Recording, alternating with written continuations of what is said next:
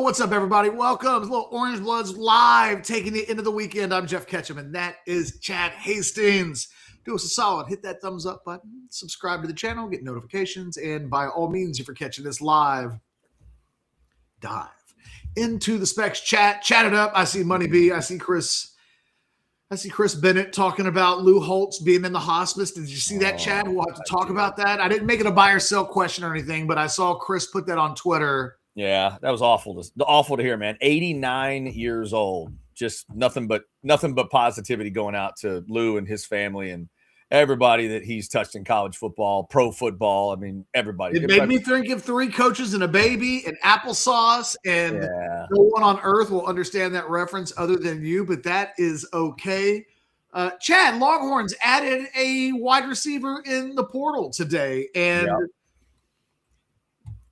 it's, I don't know if it's the cherry on top of whatever the portal Sunday is for the Longhorns. I don't know if it's all that, but it is an indication of, I think Steve Sarkisian learned a lot of lessons a year ago. And I think he's learned some even in the last few months.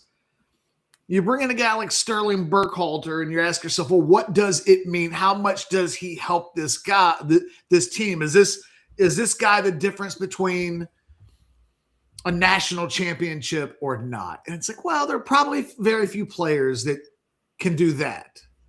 But for a team with national championship aspirations and you're trying to improve the guts of your roster, right? It's not your number 1, your number 2, your number 3 receivers, but it's what is the floor of a number 4? And if somebody were to get hurt, who comes in and can bridge the gap over the course of 2 or 3 games? And we saw the Longhorns had steep drop-offs last year. When they lost guys, there were some positions where the backups were just much more drastic than there were at other positions. And I think we even saw that in the bowl game as recently as that Michigan game, where when you watched Dalen McCutcheon play in the slot, you had a little bit of a different probably vibe about how important DeAndre Moore was to the offense all of a sudden. It was like, oh, okay, well, maybe DeAndre Moore wasn't as bad or wasn't as much of a need of an upgrade as we thought, because there are backward steps from that are noticeable. So they bring this kid in from Wake Forest, and I think it's a good addition. I think he adds experience. This is his 4th school in 5 seasons. This is a guy that Chad played at NC A&T. Mm-hmm. Yes. Cincinnati, Wake Forest, and now he's at Texas. He's never put up huge numbers, 6'3", 200 pounds. Kind of feels like a Parker Livingston replacement that, maybe he's like the Dollar Tree version of Parker, in that if Parker Livingston's going to make $500,000 this year, this kid's not. But for a guy that isn't going to be in your top 3, might not be able to hold off Khalil Lockett. And I think that is, Chad, I think it's one of the elephants in the room with both Parker Livingston and this kid, Sterling Burkhalter, that they bring in. We know that Texas plays for no more than 5 receivers ever. That, like, Sark could go. We did this bit a couple of years ago when he was like, I think we're 8 deep at wide receiver and we're going to play all of them. And then they play 4 and then sometimes 5. They ain't getting to 6. It better be 54-10 for the number 6, 7, and 8 guys to be getting on the field. So we know that a guy like Khalil Lockett, on big money as a 5-star guy from 2 seasons ago, now goes into his sophomore season, doesn't have a big freshman year, kind of hard to know what to expect of him. I think you bring in a guy like this and you tell Khalil Lockett and everybody on that roster, you know what you got to do? You got to be better than him. That's it. We're not grandfathered. You're not next because you're next. If you're next, you're going to be better than him. How good is he? We don't think he's going to be a starter, but he's played a lot of football. He's a guy that we think can be dependable. and you haven't been that so far. So I think that this is a real like marker of if any of you guys have goals to play, you're going to have to beat out the 22-year-old who's here to play his last season of college football and will be desperate to make something out of it. And I think it's a good addition, not because this guy's scoring national championship game touchdowns, although I guess that's possible. But I think it raises the competition level in the wide receiver room. I think it gives you experience depth. I think those are all things. Netflix just started playing in the background there. Yeah, next episode in 4 seconds, Catch. I didn't realize there was like a statute of limitations on my pause. I paused it because I'm watching the U.S. Olympic 1980 deal. Oh. It just came out. You can't pause that. Well, no, I did. Miracle on Ice coming right now. You can't stop I realized, sidebar, there's nothing I've seen the movie Miracle like 100 times by now.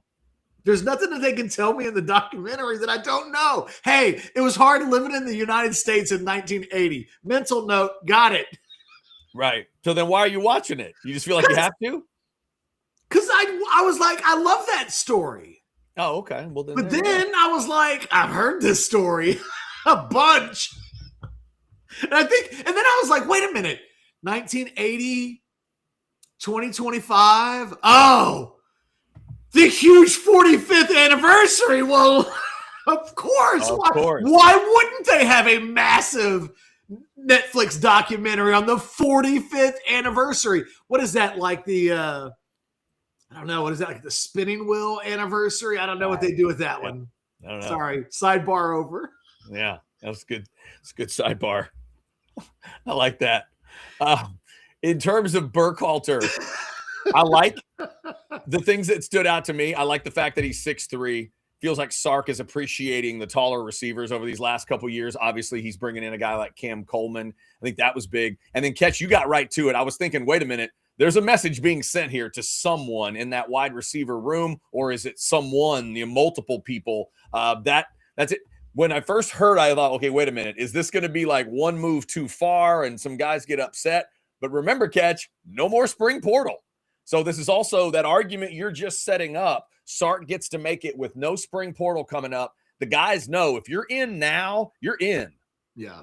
You're going to, it's going to be a complicated way to get out if you really think you can go somewhere else this next year. So that messaging, and I thought of Lockett as well, a guy that I've been excited to see. Well, and he had a big bowl game, right? So our last memory of Lockett was unlike any other memory we had of him all season long. I think if there was one guy on the roster that when the bowl game ended, maybe other than Arch, right? We all walked out of the Citrus Bowl going, kind of sucks that that guy doesn't have a game next week because that guy deserves to keep playing.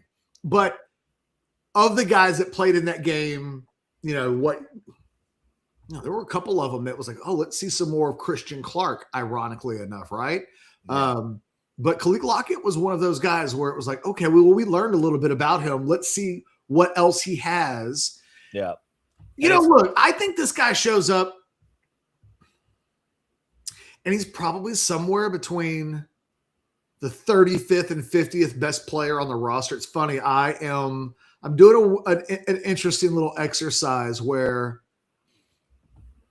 with Texas now sitting at 88 scholarships and the ability to go up to 105, it's additions like this to me that don't elevate your 1 through 22s automatically. Although I think you could make a case that maybe that happened this week if the offensive lineman goes through and he's, a guy that was a Pro Football Writers Association second team All-American. I mean, does at least bring some street cred to the position that is otherwise kind of unmanned.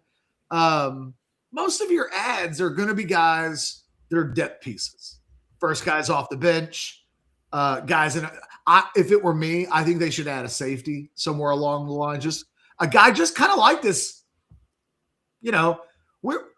We've gone from Derek Williams transferring to Derek Williams maybe taking first-team reps in the spring because of injuries and everything else that's going on. So you add guys like this, and maybe they're your 35, 40th best player on the team. Or maybe the Kalik Lockets of the worlds make the jumps that bump these guys down. But either way, you're elevating the middle class of your roster. And I think that one of the things that we learned about Indiana this year, it was the totality of their depth of they just had so many older, experienced guys. If one guy came off, another one came on. There was a real vision of what that's done. I think the other thing very quietly, and I talked about this after they got the offensive line commit this week, they were under 30% last year in terms of juniors and seniors on the roster at 29%. One more guy, another senior added to the mix. Now they're I think they're at 39 combined juniors and seniors, but it adds up to more than 44% of the roster. Yeah, it's big. You're almost getting to a point where half of your roster is sitting in quite honestly, if you have a balanced roster, half of your roster should be juniors and seniors, and the other half should be sophomores and freshmen. And it should always, when a program in the old days was really well run, there were kind of between 20 and 25 of each of those numbers every year. And it was like, well, how many did we lose this year? And it's like 23. And I guess we won't take 25 in recruiting. And then there would be some years where it'd be like, how many are you losing? 21. And you're like, oh yeah, taking a full class in recruiting. It's weird how little movement there used to be versus what we see now. But this is not what Texas did a year ago. It's not. And it's not what Steve Sarkisian said in November when he was asked about, hey man, what you think about Vanderbilt having all these older players and you guys not having any? And he was, I'll continue to say it until I'm blue in the face, Chad. He said, we're probably always going to be young by design. Yeah. Somebody just yelled back down the hall at him in the last couple of days. Coach, this is how we get older. Well, and it's the other thing is, he said, we're probably not going to get to 105. I thought pretty emphatically, but they're at 88 right now, not including walk-ons. I had somebody last week tell me they didn't know an exact number, but the expectation was it would be maybe around 8-ish, maybe 6 on the low side. I don't know, maybe even up to 9 or 10 on the high side. That I think there are 17 guys that could come back. It sounds like they've had discussions with some of the players. And, let's say it's 8. Well, now they're at 96. I don't think they're done adding guys, right? They are still chipping away, trying to find ways to improve this roster. I've mentioned that there's an expectation that they're going to bring another offensive lineman. I think they're going to continue to scour the JUCO market just in case there's anybody there that might be of interest to them. Who knows? Maybe you decide at some point you may have injuries in the spring where you're like, oh, we lost our second string deep snapper because of a bass fishing accident. So who's in the deep snapper market that we can bring in to give us some depth there? They probably have to save some spots post-spring, not for the influx of, boy, I can't wait to actually see what it looks like in the spring. Think about it, Chad. Everybody finishes spring football. Everybody, like they did a year ago, suddenly has a couple of injuries. But unlike a year ago, there's no talent like supply going in. No portal. You got to do it ahead of time. Well, you can do it. You're Dollar Tree in it, right? Like you you're can't like, do it hey, with I gotta go Christmas shopping, and you're like, well, what stores are open? And you're like, well, there's a Dollar Tree. And at that point, you go in there and you're like, okay, well, probably limited in terms of what I can give in terms of high quality gift. And I think that it's kind of the same thing. There are some nice things. There are some things that you're glad you walked in there to purchase. But a little bit like Sterling Burkhalter. Hey, this guy's not a super plus athlete. He's going into his 6th year in college in part because like he has to. It's not like if he was going to go to the NFL right now, he would get drafted. His drop rate last year was 11.6, which is 11.2 high. That number you want to have around 4 or 5 or 6. Like, that's okay. That's an occasional drop. 11.6. Remember when you guys were losing your mind about Xavier Worthy and y'all wanted him to transfer because he was playing with a broken hand and y'all didn't know what was up and y'all just were like, he drops too many passes and he's got to go. That's roughly the drop percentage that Xavier Worthy had when he had the broken hand that had everybody losing their minds, forgetting how good Xavier Worthy was. Maybe that's why Sark got it. Now I'll throw to that. Don't worry. We're fine. So look, this guy's got to get better, but he's got one more season. He got a waiver just recently that even gave him this.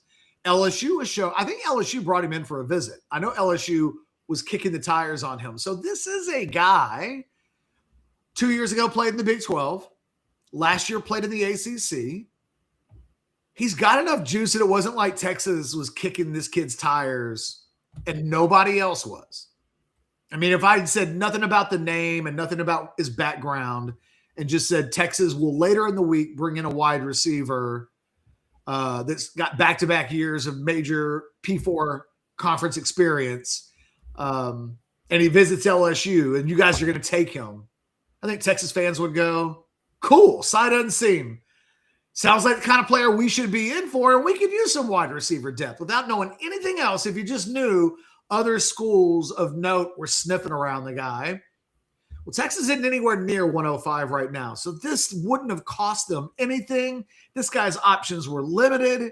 He will come in motivated, and I think it establishes the floor, Chad, for what the number 4, maybe number 5 receiver in the program looks like next year.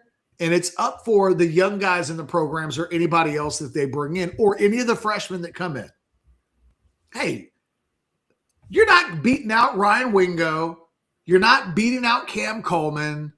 And you're not going to beat out Emmett Mosley. Let's just keep it a bug. Like, that guy's making a lot of money. We are going to – those are our big 3. But for the rest of the position, I think there's a little bit of like, well, what does it mean for all of these guys? Well, I think now the bar is set. This guy comes in, first guy off the bench, I think, as the season were to get started. Everybody else, be better than him. Be faster, be more explosive, be more consistent, hold on to the football. If you do those things, you can leap ahead of this guy. It's no skin off anybody's back if Khalil Lockett is too damn good to keep off the field and this guy never gets on the field. Cool. Like, this doesn't have to this isn't like an inquisition on the wide receiver position or anything. This is, to me, it's like picking up it's like if Chad found a $5 bill on the ground or even a dollar bill. And I was like, what'd you pick up there, Chad? Was that a 20?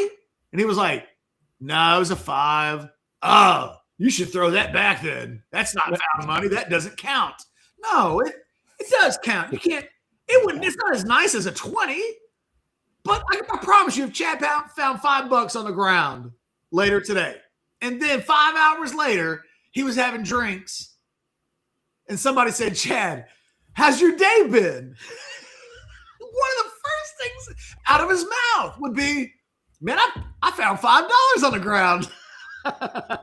You know why? Because he's a red-blooded American man, and what red-blooded American man doesn't get his spirits picked up by finding a $5 bill on the ground? And this guy's kind of a $5 bill.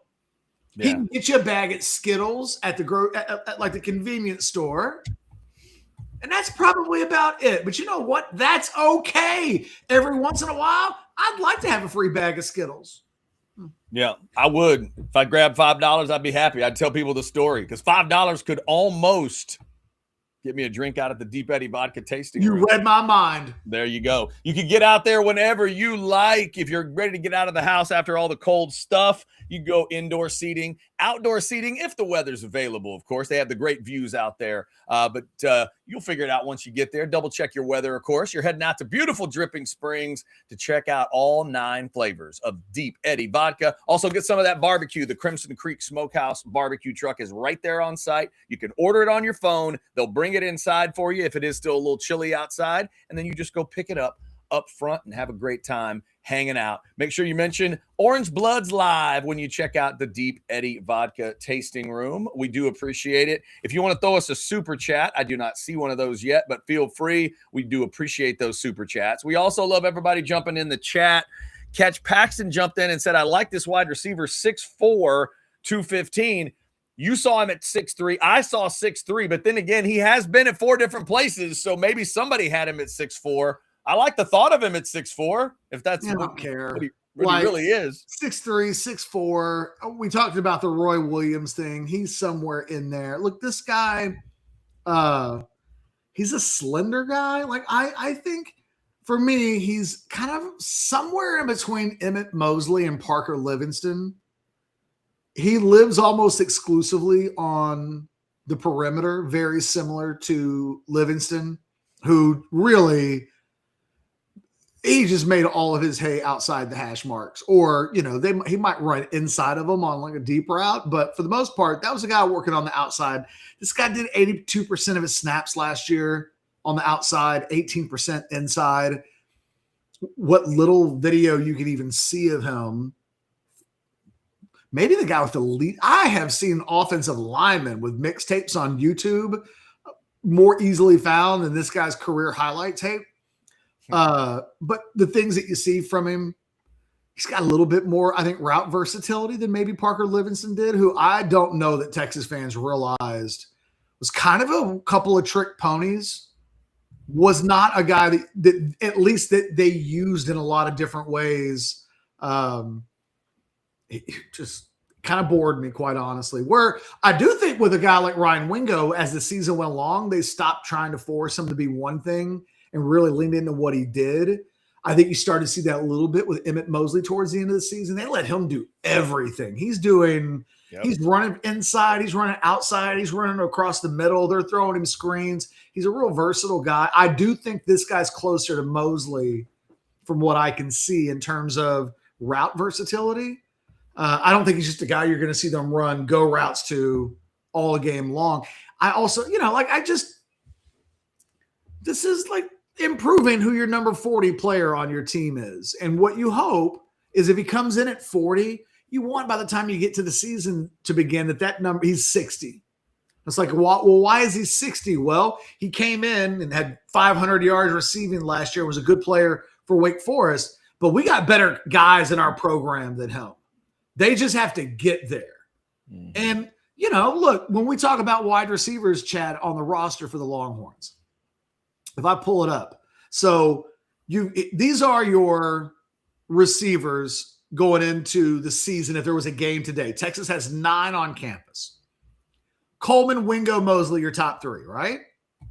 Niblett is in the group, but do we really even count him as a receiver? Oh, geez. Like, where the hell? He's just not. That's not how they use him. Right now, I would not. So he's one of your 9. So what you really have is 8. If to me, Niblett is a special teams guy, and we list him at wide receiver because he has to do something in practice, but I don't know that he's a viable option at wide receiver. Nevertheless, so then that leaves Khalid Lockett, Dalen McCutcheon, Cohen Brown, and Chris Stewart.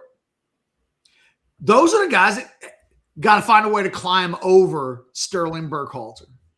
And quite frankly, I think those guys all have the ability to do it. But if they don't, look, this guy has a proven floor.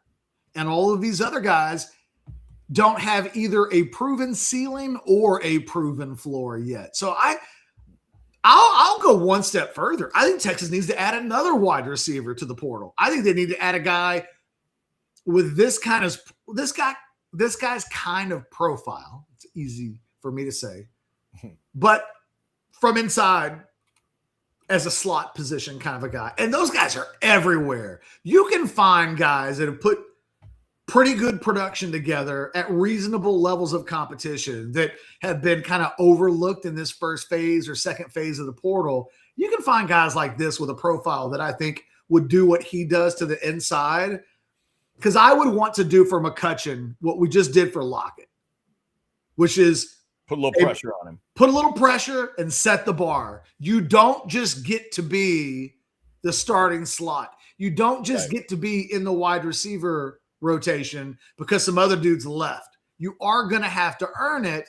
And I think they think Khalil Lockett will beat this guy out. And I bet there is a slot guy that they could bring in that they might feel the same way with regards to Dalen McCutcheon. But make them earn it. Make them earn it. And I would think that this guy, because I haven't, he just committed a couple of hours ago. Yeah. For the record, answer the Vivek thing here. Better than Livingston. Yes? That's what you're saying. No. I don't think he's better than Livingston. Okay. I think he is. But again, like if you're asking me Parker Livingston is going to make $500,000 at Oklahoma. This kid I don't even know if he's going to get paid at Texas. Okay. I think that's fair. What I'm telling you, though, is Parker Livingston was going to be the number 4 wide receiver at Texas. And I don't know if Parker Livingston was going to hold off Khalil Lockett. Khalil Lockett's ceiling for me is way beyond Parker Livingston's for me. And as a guy that rated Khalil Lockett as a borderline 5-star receiver and had Parker as something a little bit less than that. So I think it helps mitigate the loss of Parker Livingston. It doesn't upgrade Parker Livingston, but it does, I think, help fill the void that was left. Experienced player, a guy that can replicate, I think, a lot of what he does, but also leaves you wiggle room for a guy to move past him. I think the thing that Texas fans, Parker Livingston's biggest proponents would say, they wouldn't, I don't think, realize that the limited player that started the season on a real high note for the Longhorns, I don't know that guy was going to keep his job as the number 4. Because if Khalil Lockett is even remotely as good eventually, by the end of this next season, as we think he is, then he would have gone by Parker Livingston. Now, can he go behind or go ahead of any of the other 3 guys? I don't know, man. That's going to be a hard thing. Obviously, Cam Coleman and Ryan Wingo aren't getting bumped from the lineup. And they're not – Khalil Lockett isn't exactly the same thing as Mosley, who I think is going to operate inside on a lot of what we see him do. He'll do both, quite honestly. But Lockett has a run now to get on the field. And I just think that at some point they'll have to make a choice, because who was it that said earlier that Texas only plays 5 wide receivers? Really, man, you need to be the 4th, because the 5th is only getting a smattering of plays. Yeah, we say the guy that gets on the field. We've said it a lot. The Tom Herman rotation is not going on with the Steve Sarkisian team. It's not happening. Sailor Joe. That does, Chad? It makes it real easy for us to look at what they're doing and figure it out. It's like, hey, guys, there's a spot. Every guy on that roster knows there's a spot. How you get that spot? Beat out him. And I think that that's weirdly comforting and transparent. Yeah. I think it's way more nebulous if he's not there and you've just got young guys out there. I don't know. I mean, it works out the same, I suppose. At the end of the day, you just play the best player. But I don't think it's a small thing to establish your floor. And if your floor is last year at a major college conference, your number 4 receiver caught 400+ yards worth of passes, is experienced, has played against good teams, won't blink because you put him into a rivalry game in front of 100,000 people. Like, this guy has been to the circus. He's seen all the strings. That has its value. And if that guy gets pushed down to the number 6 wide receiver position, then the things that you need to be happening in your program are actually happening. Sailor Joe, I see that super chat. I will get to it right after we remind you about Texas Cardhouse, our presenting sponsor each and every day at 12 o'clock. Texas Cardhouse not only brings you the 6 great locations in the state of Texas, they let you play online in the great state of Texas with hijackpoker.com. Get that $20 bonus when you get signed up. Scan the code, put it on any device you want, and get to playing. hijackpoker.com. Thanks to Texas Cardhouse. Also, thanks to Specs Catch, I did the research.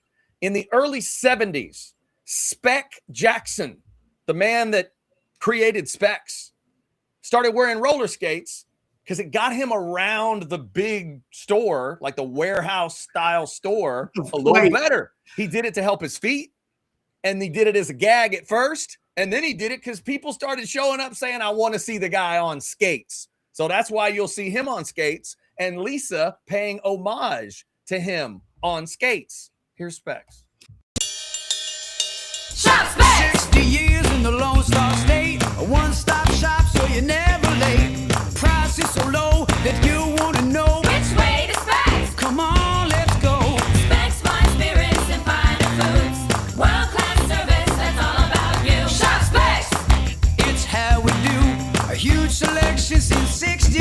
Shop Specs! Low priced, amazing. Here's to you. Shop. Cheers to savings. Why does Uncle Earl get his whiskey at Specs? Well, dude skates it out to him. That's why. I just have a question. Yeah. Spec starts in 1962.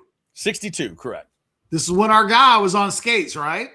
Yes. The story I saw today said he was doing it in the early 70s, but that might also be like the Chronicle did a story on him in the 70s. That man didn't learn to skate in the 70s. Right. I think it had been going for a while, but I think people started realizing it maybe, and it got a little love from media in the early 70s. I want to make an allegation. Unfounded, but still an allegation. Okay. The Sonic girls stole their stuff from the Specs guy. Yeah. They co-opted it. Yeah. He started getting a little bit of attention, and somebody at Sonic was like, have you guys seen the guy at Specs? We got to do that.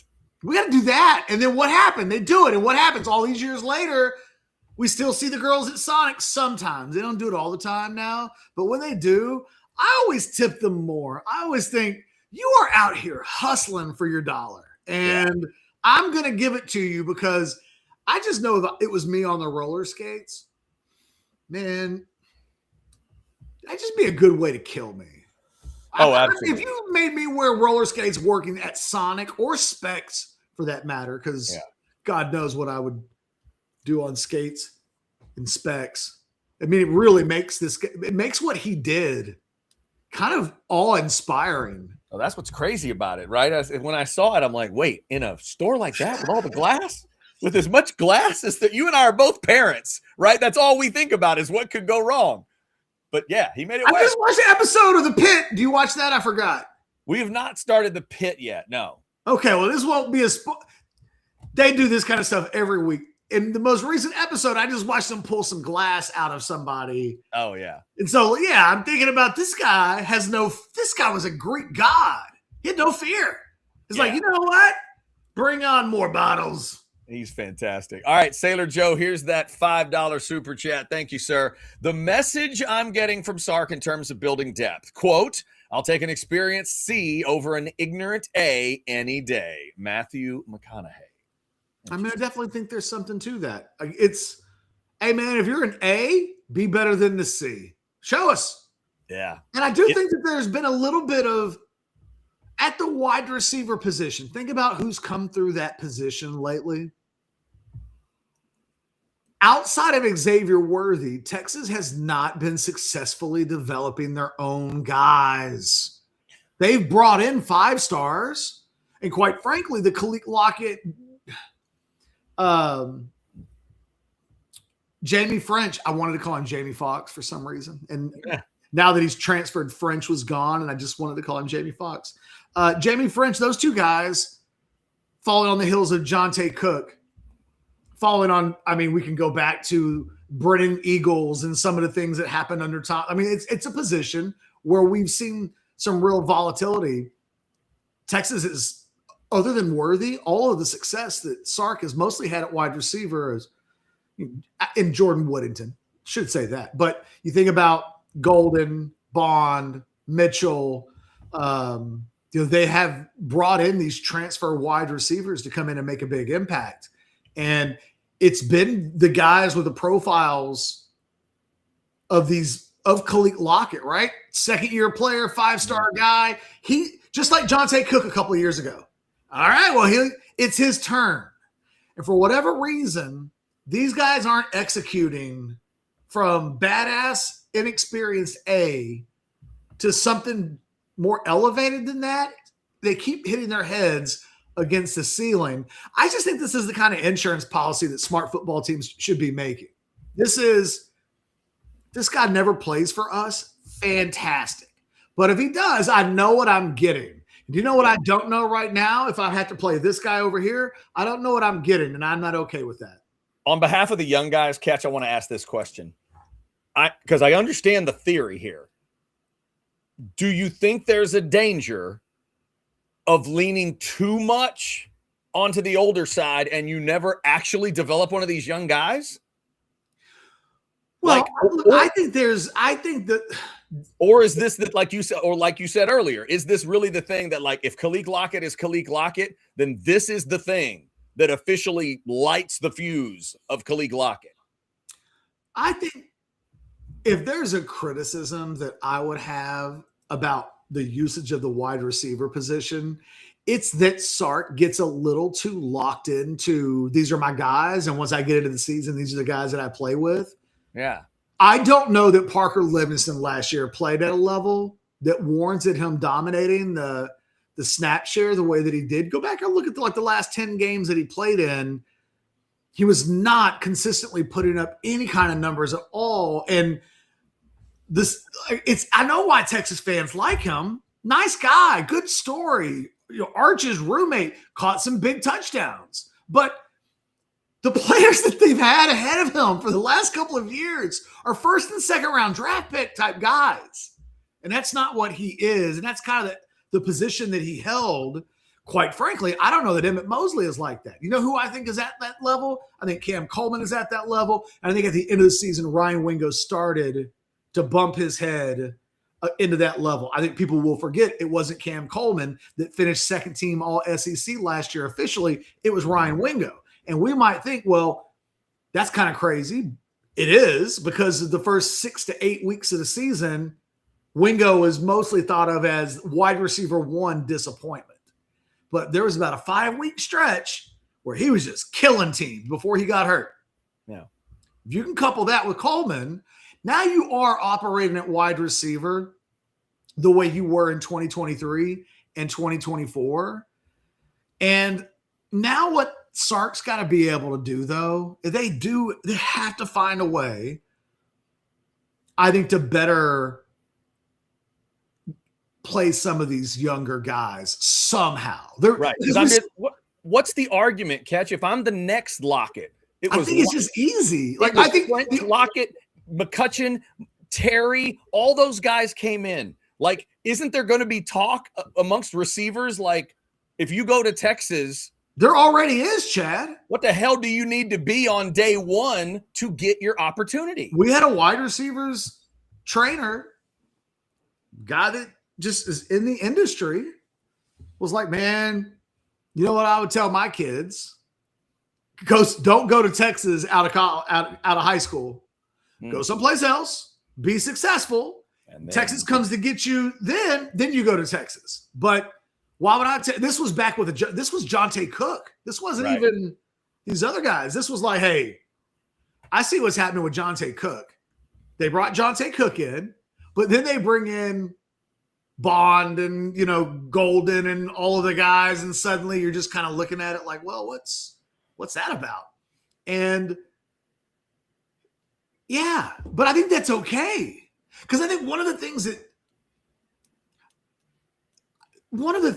that Sark and this entire program have got to be open-minded to, and I do think the changes that we've seen them make in the last 2 months suggest that they are opening their brains a little bit to the new conventionality, unconventional forever.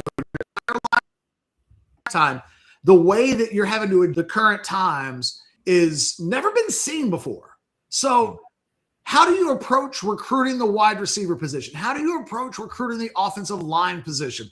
All of these things, you've got to learn some lessons along the way. And just like these wide receivers will learn lessons and go, if you're a 5-star wide receiver, should you go to Texas? It's a completely fair question to ask, given what's happened at that position this half decade. What 5-star wide receiver, not named Xavier Worthy, who technically wasn't a 5-star wide receiver and showed up at the position at a time where he was literally the best wide receiver the day he stepped on campus, and they just put him in the starting lineup and he never left? Fair. But other than that, like, all these guys have really struggled to get on the field. And I think it's okay to say, hey, these guys should be learning. Maybe they shouldn't go to Texas. And you know what? Sark should be learning something too. And right now, Chad, what lesson might they should learn from what's happened from Jonte Cook and Khalil Lockett and Jamie French and some of the high school receivers that they've gone after so far since Sark's been here? Yeah, they're going to tell us that you can't count on them to be your number one, heck, even number two guy, and you got to have a safety, a safety measure on the other side. Well, I get it.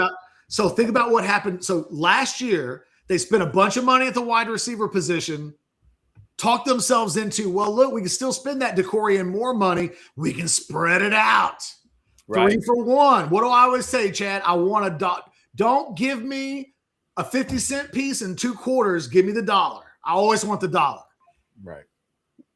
This year, they are doing a little bit more of that. Like, if you look at, so this year, there's a lot of Texas fans who are like, you know what? I don't like the fact that they let Jalen Lott go to Oregon. Someone asked me yesterday, how's Oregon come into Texas the last 2 years and taken the best wide receiver in the state of Texas to Oregon? How has that happened? My first answer was to be a little glib and just be like, because they wanted those 2 guys more than Texas did. But that's not completely fair with regards to Decorian Moore. But it is with Jalen Lott, because the thing that happened was Texas, in the middle of Jalen Lott's recruitment, had 3 guys that earned 5-star honors show up in the spring. And as the spring ended, they were like, I don't know if any of these guys are going to get on the field in a game. And then they didn't. And they spent all of that money that proved to be kind of dead money, right? Any money they would have spent on Jamie French, completely set on fire. That guy literally did nothing and left. So what do they say? Well, this year we ain't doing that. So this freshman class arrives, and they've got virtually no money invested into how much they poured into it. But at the same time, don't really know what Jermaine Bishop is going to do. I'm a big fan of Cohen Brown. I have hyped him up. Chris Stewart is a guy that's got some fans. But I don't know that other than Khalil Lockett, whenever we talk about the cast of young receivers in the program, it feels like, well, Khalil Lockett feels different when I say his name than everybody else's name of those young receivers. Well, because he is. Because as a prospect, he was on a different level than these other guys. And Texas last year made a concerted effort to not put money at the wide receiver position in that way. And do you know what they did instead? Cam Coleman. Yeah. And I don't know that is the worst strategy possible, Chad. I don't. I think so. No, it's good. And the other side of that is, because if you're going to be a big game hunter, you got to be on both sides. What I also wonder now is, would they tell us, Catch, if we ask Sark today, we'll go back in time and we'll get you Decorian Moore or like Fasusi. Would he immediately say, oh, Decorian Moore? I'll take Decorian Moore. I will do that big time. Like, for instance, in the 20s. I think you'd take Fasusi. I think that. But no, wait a minute. And let's stay in receiver. In the 27 class, they just got commitment from this Easton Royal kid, right? Yes. Well, it's a great example because. For you, is Easton Royal in that Decorian Moore kind of discussion? Yes, for sure. Okay. So are they now saying like, hey, that's our guy. We'll make him a commitment. And when he asks about money, we will tell him where the money's going to be and we'll let him know. That's the kind of receiver we'll get young, because we know he'll be good right away. It is a great question, Chad. I mean, it's probably this is the highlight moment of the show. Okay. Because what they've got to decide, because look, this is the conversation I was having with Jason Sukumel earlier this week on Orange Bloods. What has not happened in the Easton Royal recruitment yet. There hasn't really come. There's not like a final number. Okay. There's no way. This is where you know you can. No way. No way. There's no way. You could come from my loins. There's no way that kid goes for less than $2 million a year. Like he is, because he's not like a 5-star guy. He is a 6. He would be a 6-star guy. Okay. Don't hurt him, Easton. And they're not getting both. So do you take what's probably like a minimum $6 to $8 million, maybe $9 million guarantee over 3 years, and you don't know what you're getting? Or do you roll a Cam Coleman this year? You know what you're getting on the box. And then next year, you're still going to have that $3 million to figure out, or $2 million, or whatever that number is, to do whatever it is that you need to do. There's just less risk associated with it. But look, there are guys in college football. Cam Coleman is one of them that as soon as they stepped on campus, we were like, oh my God, that guy's different, right? We do it with Jeremiah Smith. The day they step on campus, it's a different level of threat. If you could get 3 years out of a guy like that, oh my God, it's like winning the lottery. We're watching it right now with Colin Simmons. Every time you watch that guy make a play this year, the first thing that would always click into my mind is one more season of watching that guy get sacks. And then, right. Well, and doesn't it make sense? Cam Coleman's going to play 1 year, right? Yes. Right. 1 year. And then you go into whatever Easton Royal's going to be. Well, but you have to take, well, but that's the thing.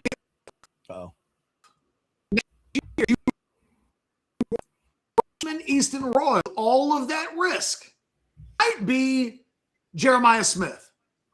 All right. He Start might that. He might also be Zachariah Branch. Sorry, Kat. Say that sentence again. You broke up at the beginning and now you're back. So start that phrase, that idea again. The transition is such that you're going to have to pick one or the other. Next year, Texas can't have next year's Cam Coleman in the portal. Although maybe you could, because you could lose Wingo and Coleman in theory, which would mean 2 wide receiver slots, your 1 and your 2 opening up. And I think both of those guys are, Wingo's probably a little shy of $1 million, but not far away from it. Like, he's on very high end, I think top 15 in the nation type of wide receiver money, which was why they were really, I think, frustrated with him at the beginning of the year, because they weren't getting that kind of play. And then by the end of the year, it was like, oh, that guy's now playing like a wide receiver 1. But they'll have to make the decision next year of, would we rather have 27, 28, and 29 of Easton Royal, or do we just want to go get the Cam Coleman of next year, or whoever that is, and we'll figure out 28 and 29. We'll have the money to spend, but we always want to have Adonai Mitchell, Matthew Golden, Isaiah Bond, and Cam Coleman in their contract years. Then there are worse ways to live in life than to get these guys on the year where it's NFL draft platform time. Vivek, I love the question you just threw out. I'm going to present it to Catch here in just a second. Also, we got buy or sell coming up. We also have a couple more great partners to thank. Let me remind you about AV Consultations real quick. It's that screen you've always wanted. That's how I always say it. Or it's the movie room you've always wanted. Or it's the fact that you found out that a neighbor or a family member got a bigger screen than you did. This is the place that can get you all set up. Multiple screens. Catch was talking about the pit. If you're into the pit, you got to see a show like that on a nice big screen and make sure everything is cool. Don't be watching all that stream stuff on phones and tablets. Get that nice big screen. I hear there's even like 98-inch TVs now. There's the big one. We got people in the chat that say they install these TVs and they're unbelievable. So ask about that. Ask about whatever you've been thinking of, 255-8678, or go to avconsultations.com. They set up all the Pluckers locations. If that's where you go hang out, they set up all Cover 3s. If that's where you hang out, to give you ideas of what they can do for you. AV Consultations, 255-8678. Tell them you heard about it on Orange Bloods Live. We would appreciate it. All right, speaking of appreciation, Catch, I do appreciate Vivek, one of my favorite chatters. We AZ Texan, I also see your super chat. I'm going to mark that real quick. I just want to give Vivek a little love. Catch, here's the basic version of the question. Oh, no, this is a statement. Sorry, from Vivek. It's worth it. No, it's a question. Is it worth it to pay the best wide receiver from high school $2 million rather than multiple Lockett, It's French, not a question. He's saying it's worth it to pay the best wide receiver from high school $2 million. Yeah. He's saying it is worth it to just buy the best guy for $2 million rather than to try to like value weigh your money ball approach your way to. Do you agree? Yeah, for sure. You think Texas? I thought that then. I said it in recruiting. I would have taken one DeCorian Moore over 3 Jamie Frenches or 2 or 3 Khalil Lockett's. Yeah, and if Texas gets Easton Royal, is it them stating they get it? It's them. And someone made a good point earlier in the chat real quick. Hold on. Where'd it go? One more chance is right. They did try to do it with Chris Henry, which I thought was really interesting because Chris Henry's final recruiting rankings, at least in one of them that I looked at, was like, wouldn't have suggested that he's necessarily the guy that you'd just go throw Cam Coleman money at, a couple mil kind of a thing. He's not wrong. They viewed Chris Henry as like a 6-star. So, and they did try to shake up that kid's recruitment with like, hey, if you want money, we got a pile of it. Come take our money. And in the end, it didn't work. But they did try. And I think that, again, their approach is evolving. 12 to 18 months ago, they talked themselves into the opposite. And when DeCorian Moore is, and I don't know whether this would have mattered with DeCorian Moore or not, because the kid ultimately did prefer Oregon over Texas. Like, don't be upset, Texas fans. Like, sometimes that shit happens. But the word was always that Texas and DeCorian and Oregon basically had a wash on the money front. Like, Texas people would tell me we did not lose DeCorian Moore because of money. And I was like, well, so that means you didn't win him because of money either. And I think one of the things that's really interesting about Texas is you can tell how badly they want a guy based on whether or not there's conversation about whether or not they need to increase their offer. It never happens with guys they actually get. Like Derek Cooper, what happened in his recruitment? Texas wasn't in his top 5. They lost out on the number 1 running back in the country, Xavier Crowell, to Alabama. It was like, oh, we're not going to get our running back. What did they do? They went and just said they went and found the second best guy who hadn't even visited Texas yet. They threw a bunch of money at him. He committed to Texas, and one of the things that happened was they bid so much that for the next 6 months, as bad as Miami wanted that kid, all they could do is kind of grumble and go, well, we can't do that. To me, the DeCorian Moore thing last year, they were probably more aggressive with Fasusi down the stretch last year, because when they finally decided that they wanted Michael Fasusi, they realized really, because there was this internal battle of do we or do we not? Do we throw the bank at him or do we not? And I think they realized we're losing Cam Williams. We do need that tackle to come in. They would have paid that guy more money. In the end, maybe it wasn't enough. There are guys that Texas signs, and it just feels like no one ever brings up the money thing because Texas makes sure the money thing is never an option. Think about the Michigan offensive lineman, Chad. They offered that kid reportedly, sources say, $700,000 more money than Michigan did. Yeah. That is not what we've heard. That does not get turned down very often. It is such a strange statistical anomaly that Texas got turned down by a couple of Michigan offensive linemen for almost twice as much money as the schools they stayed with were offering. In recruiting, that's getting accepted every time for the most part. So I think moving forward, if there's a Decorian Moore that they think is Chris Henry Jr., I think we won't ever hear Texas needs to do more financially. They need to do more. When they're involved in a kid and that's a topic at all, they're kind of telling on that kid a little bit with their actions, how vital they think he is. They may like him a lot, but the kids they love, they don't fuck around with. They get that stuff done, and you never hear a peep. Did you ever hear, in the entire Cam Coleman recruitment, not once was there a whisper of, might be a little too rich for Texas's blood. Right. No, My sources, and the way that the whole damn thing went was, we ain't going to get outbid. Yeah. It's funny what can be accomplished. Yeah. When you're that's the like, attitude. look, I don't know if we're going to win or not, but ain't nobody going to pay more than we are. It's a hell of a place to start a negotiation. Yeah, sounds like being Texas. It sounds like that's what being Texas is. Here's a good one for you, Catch. $4.99 from AZ Texan, and then we'll buy or sell. Why does Easton Royal or any other 6-star commit now without a final number already agreed on? Not disagreeing with you, genuinely curious.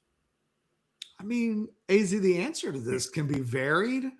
I mean, you could make a case that the best thing that Eastern Royal could do for his negotiating leverage, if he had a sound agent, somebody working behind the scenes, you say, hey, just get a little meeting of the minds. He's going to end up at LSU anyway, but where could we have him commit for 6 months that would absolutely antagonize and piss off and motivate LSU to offer the most amount of money possible before we decided, you know what, we're going to go there anyway, so let's just take whatever they offer. But I know wouldn't be a bad one, Chad. No, I know. It's like, of all the things that would piss Lane Kiffin off, I guess Ole Miss might piss Lane Kiffin off the most. But in terms of the status move, yeah, of course. Oh, and all this happened. The Lane Kiffin thing is just bonus now. If you're like, you know, the Eastern Royals people had to be cackling when that happened. Because they were like, this is working out better than we thought.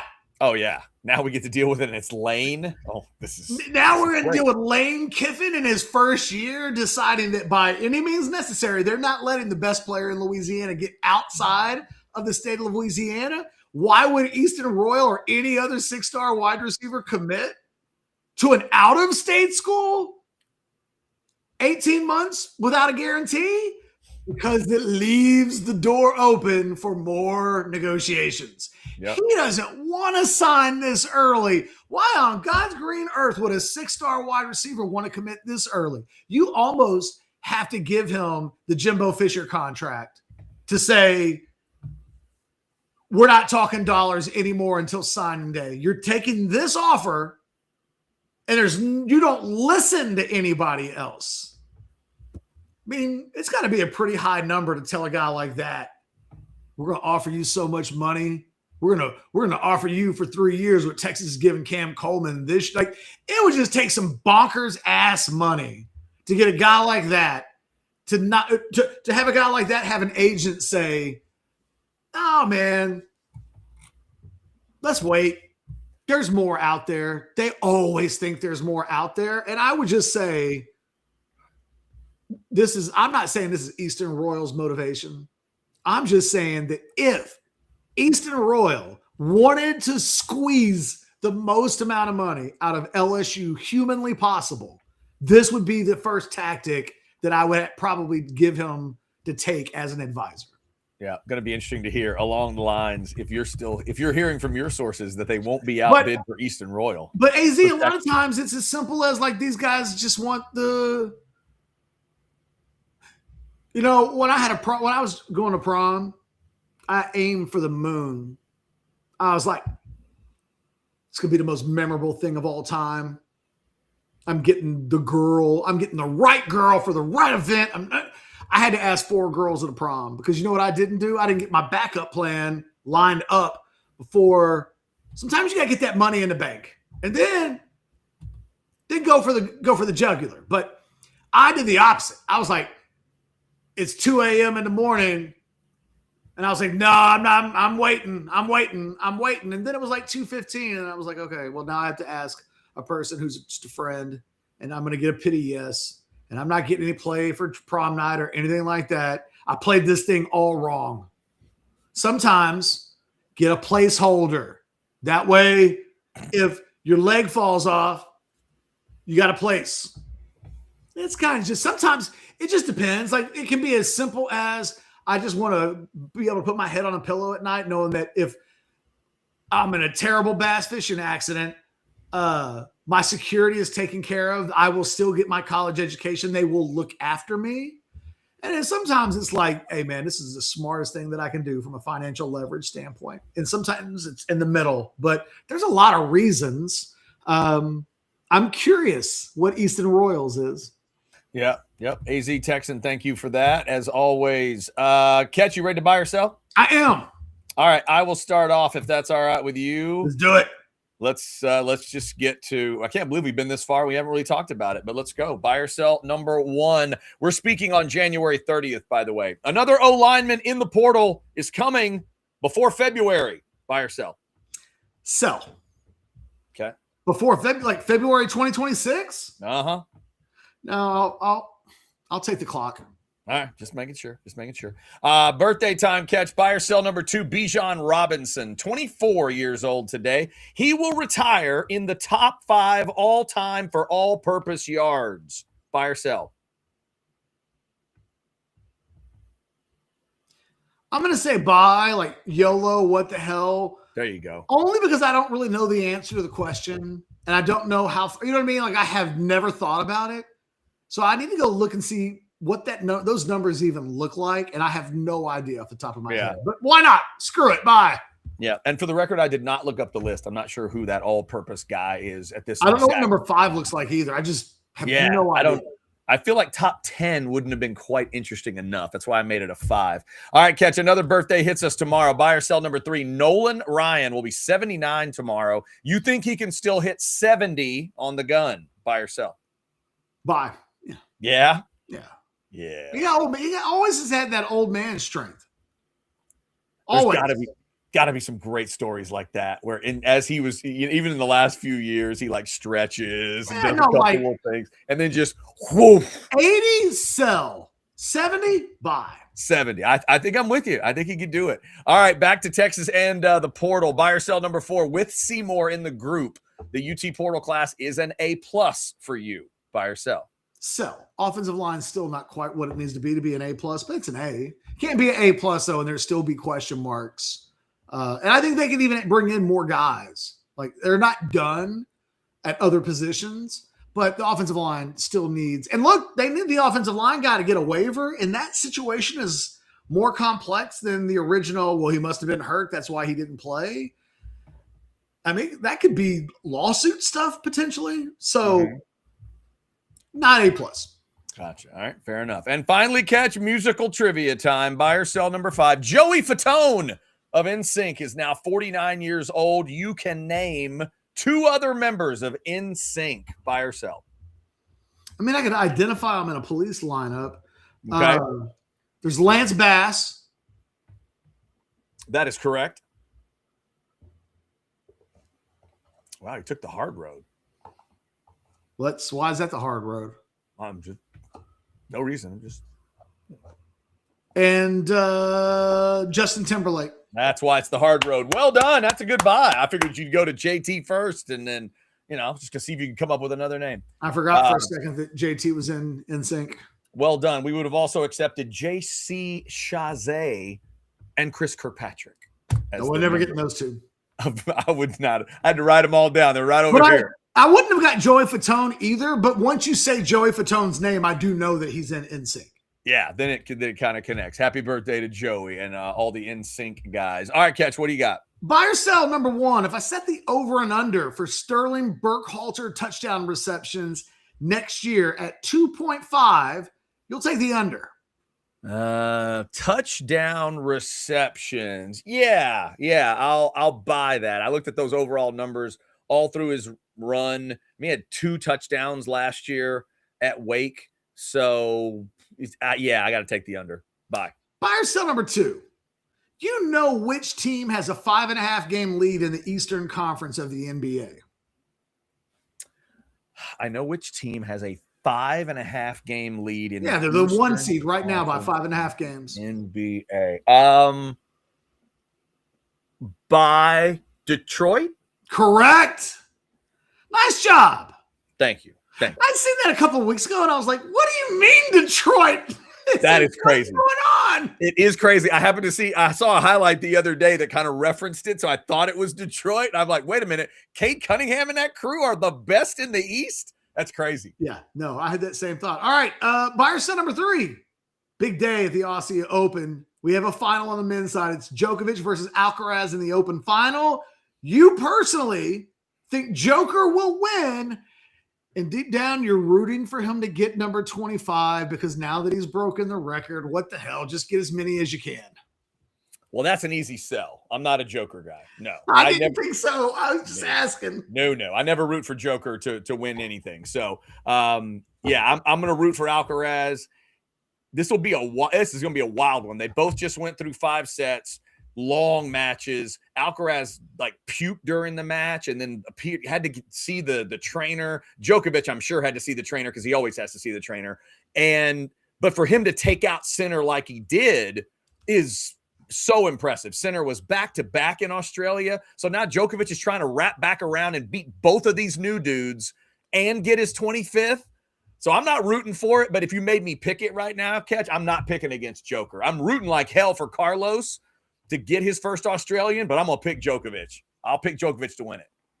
Did you see the buy or sell question that I put on social media earlier today? No. Okay. It's going to need a little bit of like a work with me here, okay? Okay. Buy or sell number 4, and I put this as a poll. So there's a one-sided split on the answer, okay? Okay. I'm curious if you'll guess the one-sidedness of the split. Buy or sell? All right. If you could hop in the hot tub time machine, Mm-hmm. you'd rather go back and see the USA beat the Russians at Lake Placid in 1980 than to go back to the fictional sporting event of Maximus killing Commodus in ancient Rome in the Colosseum. You get to take the hot tub time machine to either one of these sporting events. It's one of those two things, huh? You would choose the U.S. Olympic team in 1980 over admittedly the fictional event of Maximus slaying the emperor in the stadium with all of the stuff that happened before and after. Yeah. I'd be fascinated if it went the other way, but to me, it's got to be a buy. I would assume it's a landslide buy. It's a landslide buy. 77% say America, baby. Yeah. It's not just America. It's like, it's the idea of time machine to a fictional moment. The whole point of a time machine is that you go somewhere that actually existed. Well, this place actually existed. It just didn't happen. Right. The place did. These people existed. He He didn't die in the Colosseum that way. Right. But they drowned his ass. Spoiler alert. I didn't even know. See, you just spoiled it for me. I had no idea what actually happened. I spoiled history. Yeah. I didn't know. I knew the movie part. I knew the movie part. I didn't know the history part. But yes, I would go to Lake Placid. Originally maybe I just want to witness an assassination or a murder. I don't know. Because the original question in my head was Aaron Burr shooting Alexander Hamilton in the duel. At which point I was like, I think I would kind of like to see Alexander Hamilton get shot by Aaron Burr. But then I was like, what kind of fucked up thing is that to think? And then I thought, nobody will pick that. That's just me. And then I was like, so what fictional like MMA style battle happened that I could call a sporting event? And it led me to Maximus killing. Yeah. Well, Plus, if I'm going to go if I have a chance here, What Catch, if you had box seats in the Coliseum, like air conditioning seats? well, no, because if I get to go to 1980, I'm going to Marty McFly the hell out of that thing. I'm going to have a bet on the U.S. team. Oh, And I'm going to walk around all day before the event, and I'm going to just listen to people talking and just kind of get myself into some conversations and just say over and over again, I don't know, I kind of got a feeling. I just sort of got a feeling. Chad, they're all pros. I know. Call me a crazy American. I just got a feeling. Just You're all like, day, hey, I would say that. I'll even sport you a goal. How about that? Yeah, right. Exactly. I don't know, man. I got a feeling. All right. I think they might win the whole damn thing. Okay, get him out of here. Yeah. You know, if I'm being completely honest, my real concern is not even the Russians. I don't even think the Russians are going to make it to the gold medal game. We'll get rid of them before then. Yeah. Exactly. That's the who I fans that you had to be worried about. Yep. All right. And finally, buy or sell number 5. Prime on Prime. I feel like this is comparable class warfare, okay? All right. Sydney Sweeney. Hotter than Tiffany, don't call her Amber Thiessen anymore. Tiffany Thiessen. Prime on Prime. That is interesting. Prime on Prime hotter than Sydney Sweeney, hotter than Tiffany Thiessen. Man. You know what? I think I'm going to lean modern here and go buy. I think I'm buying that. There's a little extra ingredient in the Sydney Sweeney soup that makes it a little spicier, little maybe a little spicier, maybe a little darker in ways, but in good ways, and a little hotter. Yeah, I'm going Sydney as a buy. I don't know that you're wrong. You may be right. It feels like a sin that one of the true heartthrobs of the 90s I know is being dismissed so casually because and not dismiss. And here's this is the main reason. Remember, when I hear Tiffany Thiessen's name, I go immediately to Kelly Kapowski. I don't go to the later 90210. Yeah, I don't go to that one because the 90210 character, people might argue to me, is hotter. I didn't watch enough of that to know. Well, it is hotter than it's the purest. Right, but I didn't. Form. I'm saying I didn't watch it. So I don't know if that's her prime on Prime, and y'all are telling me that's hotter than Sweeney. Maybe, but for me, it's Kapowski. I got to go with Sweeney here. Fairly. Well, look, prime Sweeney. Thing is, if you go back like 3 or 4 years ago to White Lotus, Sydney Sweeney, right? I might take Tiffany Thiessen, but I look. Yeah, somebody just released her own. I don't know if you guys. I would say this, guys. Go to Instagram. Follow Sydney Sweeney on Twitter or on Instagram. Excuse me. She just released a new lingerie brand. I do wonder though, like how much of that is AI generated? Is that not even Sydney Sweeney? But she's pretty hot. Yeah. I believe it. Hey, look, the pictures are interesting. I'll say that. There we go. All right, that's how we buy or sell. One last super chat came in from Juan, $4.99. Chad, can you please tell us your Nickelback experience? It is so funny. Wait, it's so funny? Question mark. I can do that quickly if you'd like. I saw Nickelback ironically, because of Chip Brown. When he and I were doing radio together, he got a Groupon to go see Nickelback, and he called me up and said, "Do you want to see Nickelback?" And I'm like, "No." And he said, "Well, it's like a $5 ticket. It's a Groupon. Does your wife want to go?"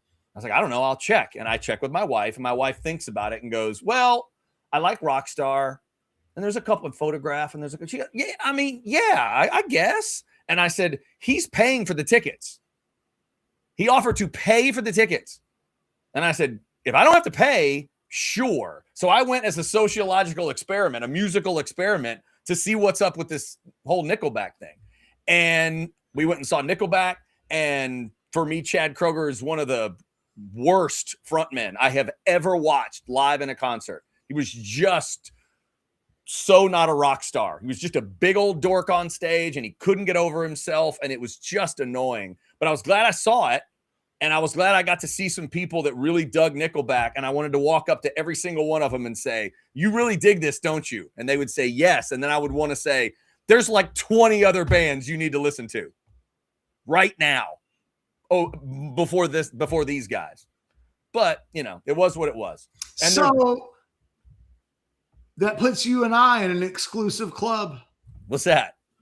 We both have gone to a concert with Chip Brown. Sure. There you go. That's the only concert I've ever been to with Chip Brown. I believe I think Chip took me to a concert. Look at that. You want to take a gander? Wow. Based on the discussion, Creed? Bon Jovi. No, well, you got a lot higher quality than I did. Two things about that night stood out to me. One, he must like you a lot more. Chip really had a good time at the Bon Jovi concert. Nice. Like some people, Chip had fun. Cool. Two, man, that's the show where on the way back to the parking garage from the Irwin Center, I took this step up. If you can, like, whatever that road is, like maybe 15th or whatever, you're going like across to where the parking garages are. And I tried to take a step up rather than I split my pants so bad that they completely basically fell off of me. Like they ripped down the seams so bad that I just walked back to the rest of my car in my boxer shorts and then had to drive home in my boxer shorts. And I'll just never forget. That's not good. Walking through the front door of my house in my boxer shorts with like my shoes on. And my wife was like, some date you had with Chip, huh? That's funny. By the way, somebody in the chat said Chad is a closet Nickelback fan. That is not true. Catch, here's the list. Somebody looked it up. Thank you. One more chance. Jerry Rice, that would have been one of my guesses. Brian Mitchell in second place. Walter Payton, Emmitt Smith, Frank Gore. Gore is fifth. I'm going to say sell upon looking at the number. Yeah, you got to run Jerry Rice down. That's going to be crazy. Don't think you got to run Gore down. Yeah. It's going to take 20,000 all-purpose yards to get there. Yeah, you're right. 19,000. Okay. Yeah. That's a good one. Thank you for looking that up, and I do not. I agree with you. I don't think that's going to happen. Also, NFL related. Earlier, somebody said I need to watch Raise the Flags since I'm a big Tampa Bay fan. I do, Russ. It's on. I think it's on a streaming service. I get the Bucks documentary. I haven't watched it yet, but it like chronicles the whole run of the 50 years. Like, yeah, I got to see that thing at some point. Also, catch a little sad note here at the end. You see this? Catherine O'Hara, according to TMZ, died today. The mom from Home Alone and so many other things. Yeah. I love. She's one of my favorite comedic actresses, man. I love Catherine O'Hara. Rest in peace. Rest in peace. Yeah. And if you want to laugh, you do a laugh as a tribute, because that's what Catherine O'Hara would want us to do. Not only Home Alone, but Best in Show. Oh, Catherine O'Hara in Best in Show. This will break my wife's heart. She loves Schitt's Creek. So, and I have not watched that show. Matter of fact, Heather in the last week accused me of hating Schitt's Creek, and I was like, I don't hate Schitt's Creek. I just don't love Schitt's Creek. That's not the same thing. Just because every time you're watching Schitt's Creek, I don't sit down to watch it with you, doesn't mean that I don't have a healthy amount of respect for Schitt's Creek. And she was like, no, you hate it. And I was like, okay, yeah. She's a beast. Sorry. Love Catherine O'Hara. I am not actually going to be the person to tell her this. I'm going to let her come to me later and be like, oh, I'm so sad. I'll be like, before we wrap up here, let me remind you once again about Hayes City Store. If you're looking for a place to head out, there's the Ice House right there in the middle. If it's a little chilly, they got some heaters for you. If it does get nice and warm, they do have the fans, although I don't think the fans will be necessary. Chicken fried steak is on the right there. By the way, if you like mac and cheese, their mac and cheese is incredible. That's the salsa and the queso on the left there with my girls enjoying it. Go out and check them out at Hayes City Store, FM 150 in Driftwood. Tell them we told you about it here on Orange Bloods Live. Travis, Tamara, and the crew, they will take care of you out at Hayes City Store. All right, Catch, new receiver for Texas in the portal. Anything else we need to hit on a Friday? I just want to I'm going to ask this to you in the form of like a quiz show question. You're not going to know the answer, but we're all going to chuckle somewhat at the answer, okay? Okay. So I'm looking at the NFL's all-purpose yard career leaders. Mm-hmm. I was curious. I was really curious where Emmitt finished. Yeah. Okay. Which was at number 4 at 21,554 or 21,564, right? Okay. So in 10th place is LaDainian Tomlinson. LT. Okay. In 11th place with 18,308 is Barry Sanders. Okay. I figured Barry'd be up higher than that. I'm going to skip 12 for a second. All right. 13 is Adrian Peterson. Okay. 14 is Marcus Allen. 15 is Larry Fitzgerald. Okay. Rarefied air, right? Rarefied air. You would expect. Alice There's Ketchum. my mom not realizing that I'm Alice Ketchum. What up, Mama Ketch? Woman. My Catherine O'Hara. Because she's my mom. Herschel Walker. Herschel was 12? Yeah, it stuns me. Yeah. A lot of yards, man. I mean, You does think he about have both the most underrated and overrated career of all time? Think about when he got traded. It's crazy in retrospect that we traded Herschel Walker. That the Herschel Walker deal is for Herschel Walker. That they got so much for Herschel Walker. Yeah. But if I told you, well, he ended up being Well, and also, Catch, do you know that they've done the math? If you know if he who shall not be named hadn't committed all those penalties, Herschel would be 5,000 yards past Jerry Rice. Did you know that? it's bullshit that one man could have such a massive impact, such a sliding glass doors moment in the history of professional football. Nope. I'm not saying his name. Catch isn't saying his name. Kids, go look it up. If you can find it, good luck for you. Put it in the chat one day, but we're not saying it. I'm not saying it. All right. Thank y'all for liking. I talked to that dude's son on the phone one time, Chad. Mm-hmm. It took everything I had to not say No, something about the whole. Thank you for liking, subscribing, and getting your notifications. Y'all have a great weekend, and check out orangebloods.com. Hit the QR code, the upper left. Get signed up to orangebloods.com today. You will not be disappointed.